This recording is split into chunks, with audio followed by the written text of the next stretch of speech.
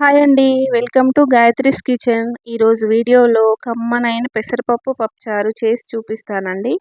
మామూలుగా పప్పుచారు కందిపప్పుతో చేస్తారు కదా, కానీ కందిపప్పు అందరికీ డైజెస్ట్ అవ్వదండి.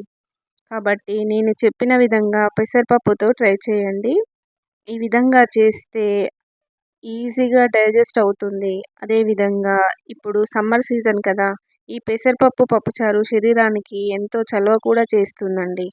ఈ పెసరపప్పు పప్పుచారు కందిపప్పు పప్పుచారు కంటే కూడా టేస్టీగా వస్తుందండి. నేను చెప్పిన విధంగా చేయండి. ఇప్పుడు ఎలా తయారు చేయాలో చూద్దాం. ముందుగా ఒక చిన్న కప్పు పెసరపప్పు తీసుకోండి.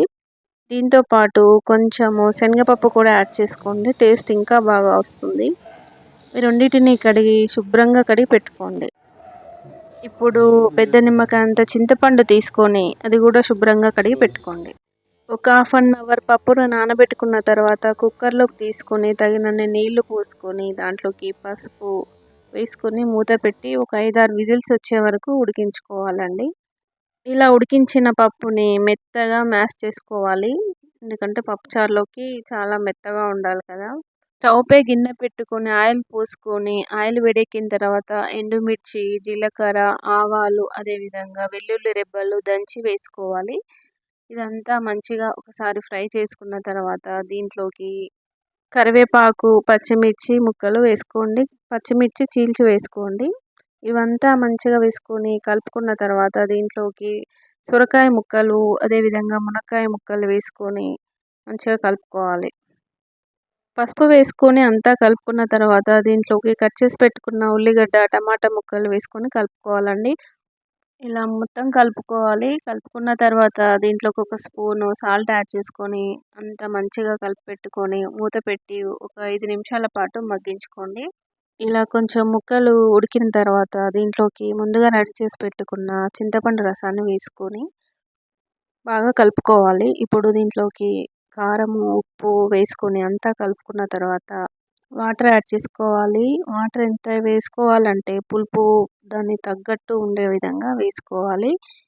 ఈ పులుసులోని ముక్కలన్నీ ఉడకాలండి. మంచిగా ఉడకాలి. ఒక 10 మినిట్స్ వరకు మూత పెట్టి ఉంచితే సరిపోతుంది. ఇప్పుడు దాంట్లోకి మనం ముందుగా ఉడికించి పెట్టుకున్న పప్పుని యాడ్ చేసుకోవాలి. ఇప్పుడు దీంట్లోకి ఒక స్పూన్ ధనియాల పొడి, అదేవిధంగా సాంబార్ పొడి ఒక స్పూన్ యాడ్ చేసుకోవాలి. దీంతో పాటు కరివేపాకు కూడా కొంచెం వేసుకోండి. ఇదంతా వేసుకొని అంతా మంచిగా కలుపుకోవాలి. కలుపుకొని దీంట్లోకి వాటర్ చిక్కగా ఉన్నది కాబట్టి కొన్ని వాటర్ పడతాయండి. వాటర్ యాడ్ చేసుకోండి. మనకు కన్సిస్టెన్సీ ఎలా ఉండాలో చిక్కగానా లూజా అది చూసుకొని పులుపు తగ్గట్టు వాటర్ యాడ్ చేసుకోండి. ఇప్పుడు కొంచెం బెల్లం కూడా యాడ్ చేసుకోండి. ఈ బెల్లం యాడ్ చేయడం వల్ల టేస్ట్ బాగుంటుంది. ఈ పులుపుని బ్యాలెన్స్ చేస్తుంది. మూత పెట్టి ఒక 5 నిమిషాల పాటు మరిగించుకోండి. అంతా ముక్కలన్నీ మంచిగా ఉడికిపోతాయి. పులుసు పప్పుచారు మొత్తము మంచిగా ఉడికిపోతుంది.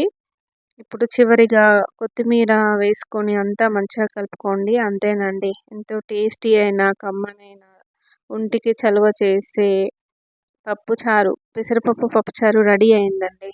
ఈ ఎండాకాలము పిల్లలకు, పెద్దలు అందరూ ఇష్టంగా తినొచ్చు.